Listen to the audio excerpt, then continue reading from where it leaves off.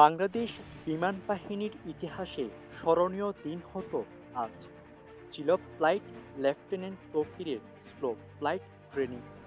একজন তরুণ পাইলটের স্বপ্ন পূরণের ধার প্রান্তে পৌঁছানোর দিন। সফলভাবে ফাইটার জেট চালানোর সর্বোচ্চ দক্ষতা যাচাইয়ের সেই একক পরীক্ষা। কিন্তু সে আকাশ আর সেই স্বপ্ন আজ বিধ্বস্ত হয়ে পড়ে রাজধানীর উত্তরার বুকে। আজ ২১ জুলাই দুপুরে উত্তরার মাইলস্টোন কলেজ এলাকায় ভেঙে পড়ে বাংলাদেশ বিমান বাহিনীর একটি F-7 বিজিআই প্রশিক্ষণ বিমান। তৌকির ছিলেন সেই বিমানের একমাত্র যাত্রী, একজন সাহসী পাইলট। একমাত্র সহযাত্রী ছিল তার অদম্য ইচ্ছাশক্তি, দেশের প্রতি ভালোবাসা। স্লো ফ্লাইট মানে হলো নিজের উপর সম্পূর্ণ আস্থা। এই ধরনের ফ্লাইট সাধারণত আরবান এরিয়াতেই হয়, কারণ এটি প্রমাণ করে পাইলট শুধু দক্ষই নয়, বরং ঝুঁকির মাঝেও সিদ্ধান্ত নিতে পারে নিখুঁতভাবে।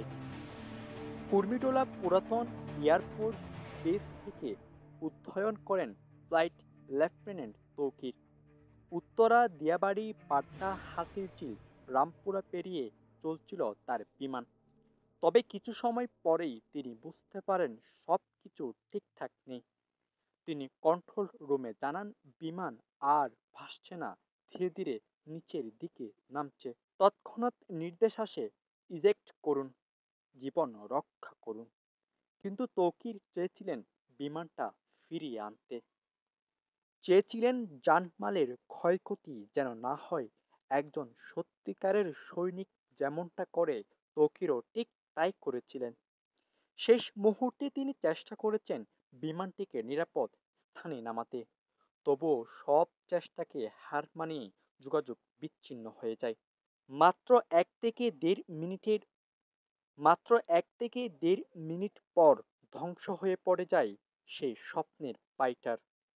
উত্তরার মাইলস্টোন স্কুলের সামনে পুরো জাতি আজ শোকাহত। দুর্ঘটনার সঠিক কারণ জানতে সময় লাগবে, চলছে উচ্চ পর্যায়ে তদন্ত।